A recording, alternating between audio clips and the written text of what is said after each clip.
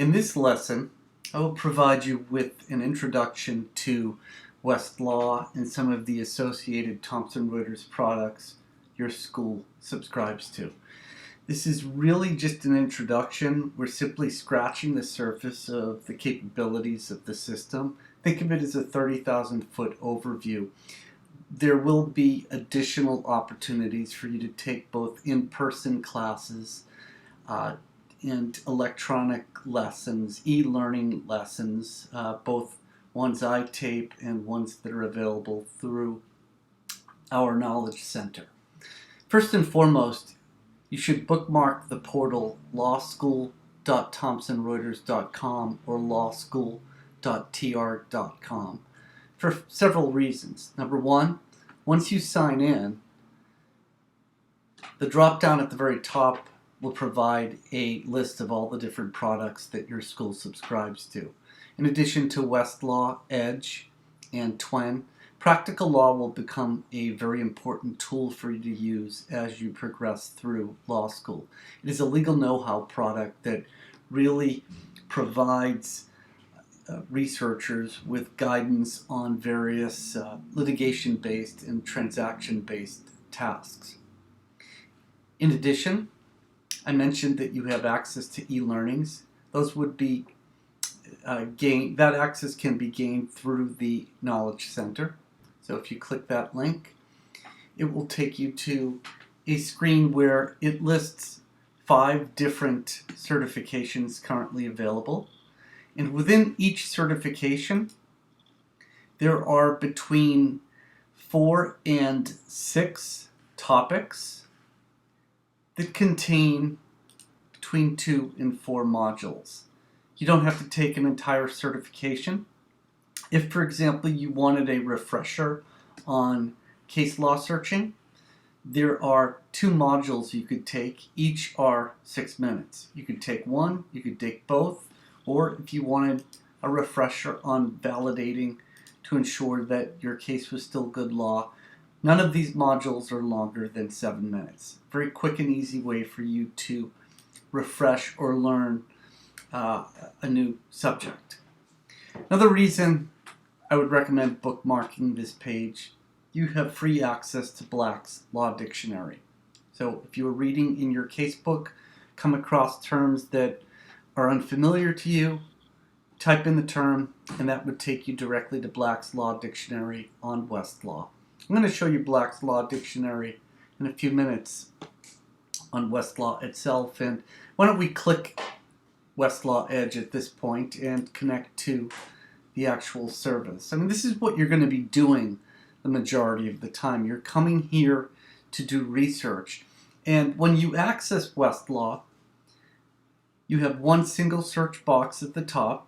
So whether you are attempting to find a case by citation, a document by name, you want to see if a particular source is available on Westlaw. Is the Boston Globe available on Westlaw?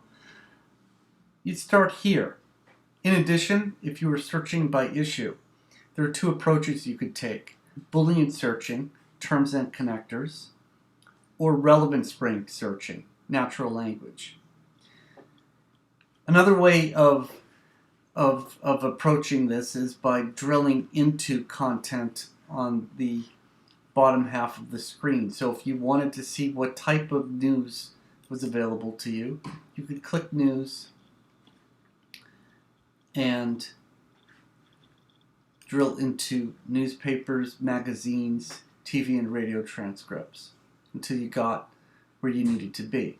Now if you do drill in like this, you click the Westlaw Edge logo, it takes you back to the home page. Another tip I wanted you to be aware of, if you were researching by issue, you could simply type your search, select your jurisdiction, you could select up to 3, and when you run a search, this is called a global search, it will search everything that is in the first 2 columns here. So this is a natural language search, a relevance rank search. By running this search, I will get the best documents in these 2 columns, everything from cases and arbitration materials to briefs and trial court documents. I'm not going to do that here today. I just wanted to point that out. For today, what I wanted to do was talk a little bit about Black's Law Dictionary, as I mentioned, and talk a little bit about finding cases by citation and name. First, Black's Law Dictionary. I mentioned that it was available on the portal page we started from, but it's also available directly on Westlaw. And I think this is a better way of accessing, and I'll show you why in a minute. As I said a few minutes ago, anytime you're looking to see if Westlaw has a certain database, a certain newspaper, a certain resource, treatise, etc., just start typing what you're looking for, and if we do carry it, you'll see it listed under content pages as a suggestion. So here I can access Black's Law Dictionary, and let's say that I was reading in my casebook and I came across a term I was unfamiliar with, a term the judge referred to the concept of trover. Come here, type the search. It takes me to the current edition of Black's Law Dictionary, where I can quickly find the definition of trover, and it also allows me to link to some related concepts as well. So, quick and easy way of getting to Black's. Let me show you a couple of shortcuts. First shortcut, if you are looking at Black's, the search screen like we were a minute ago, you'll notice that I have saved this as a favorite. Now when you do this on your own, it will not be saved as a favorite. What you'd want to do is click Add Favorites, add it to your favorites menu. What benefit is that? Well, you will have certain static links at the very top of the screen. One of them is the favorites link. If I click favorites, these are databases I use frequently. There's Black's Law Dictionary. So from favorites, I can quickly get back to this particular page. Another tip, and this tip will actually require me to take a look at my bookmarks.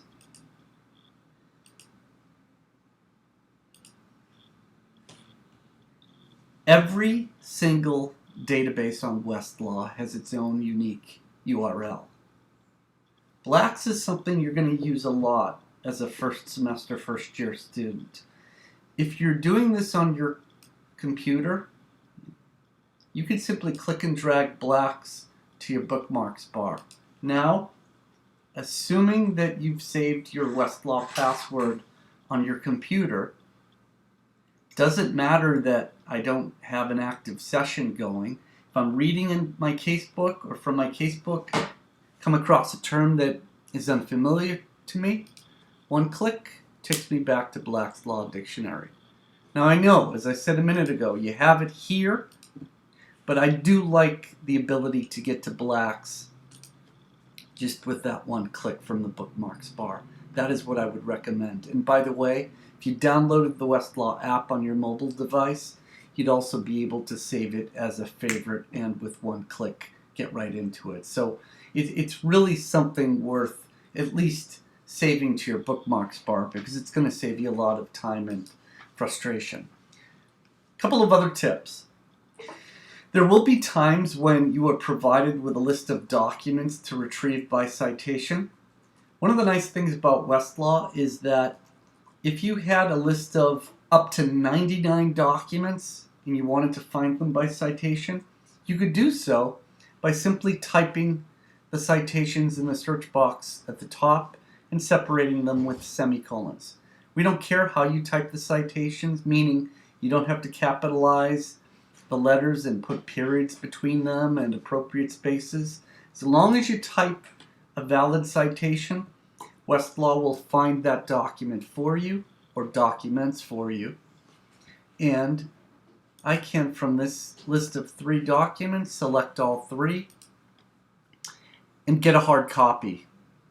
I could choose to email, print, download, send to my Dropbox or Kindle.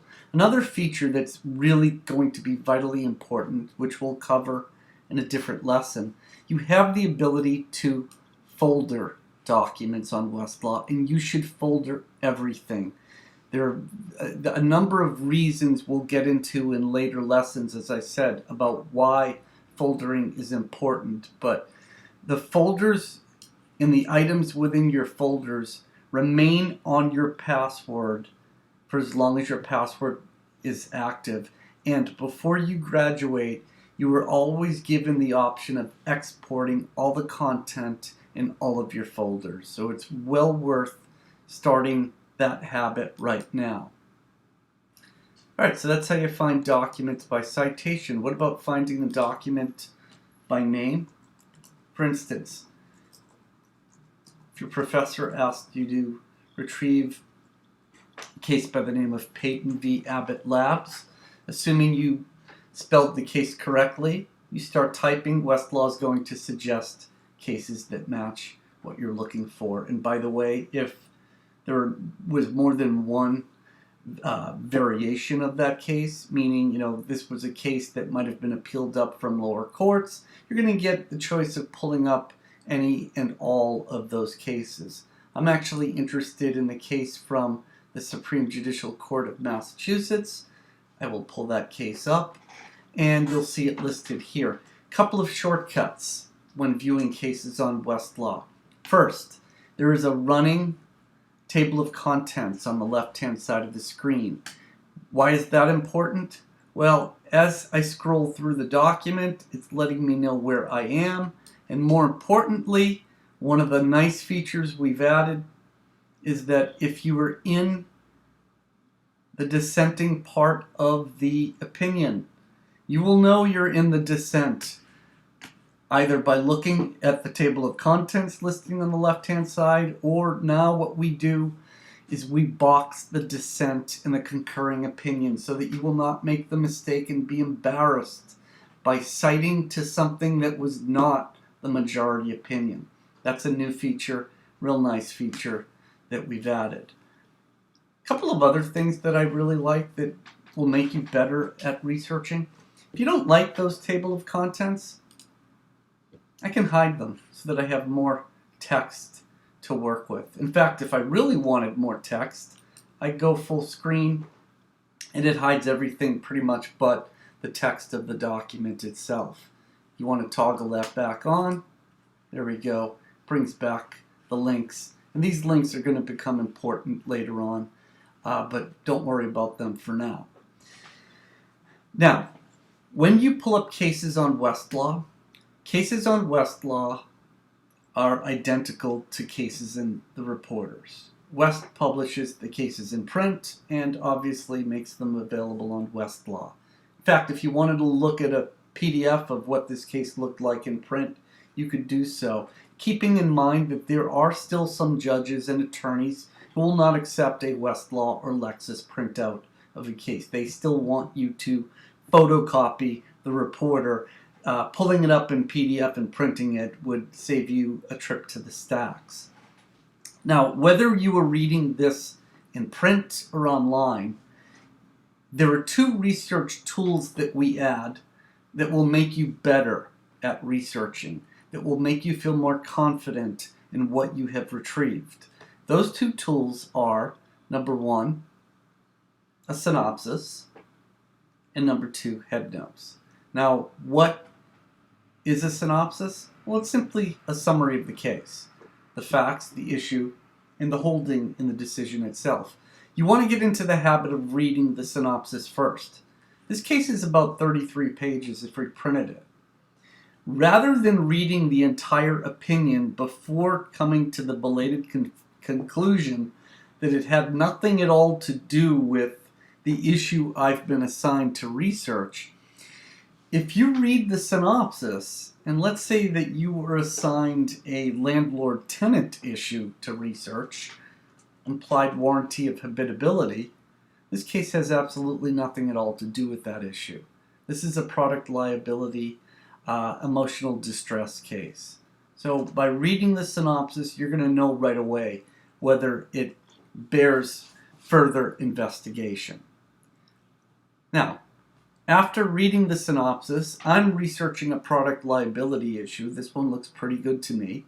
My next step would be to take a look at the head notes. What are head notes? Head notes quite simply summarize each issue in the case. These are written by expert attorney editors, and they write these so that you and I can save time. Meaning, they go through the case, they summarize each issue from the case, and they write it in such a way so that those of us coming from the outside without any understanding of product liability or damages or whatever the issues were in the case, we can quickly read these head notes and gain some clarity with respect to what the case is about. The other benefit of these head notes, judges oftentimes are not very clear and articulate in the way they write and craft their opinions. Some judges, in fact, I just was reading an article where there are over 15,000 cases written by judges, opinions written by judges, where the issue in the case dealt with negligence, but not once in the opinion did the judge write negligence. That's why these head notes are important. The attorney editors are going to read they're going to know it deals with negligence, so they're going to write the head notes and reflect that fact. There are thousands of cases out there dealing with landlord-tenant law where the judge, instead of defining the legal relationship of the parties, landlord-tenant, the judge might have used the names of the parties throughout the opinion. Smith and Jones, or plaintiff-defendant, appellant-appellee. You're not going to search that way. So that's why the head notes are a real benefit for us. One, they're going to summarize each issue of law. Two, they allow me to target the parts of the case that are most relevant for what I've been assigned to research. I really don't care anything about the first three issues. They deal with damages. I'm researching product liability issues. Those look like issues 4, 5, 6, and 7. So I can really quickly identify what is going to be most pertinent to me. Third reason head notes are important.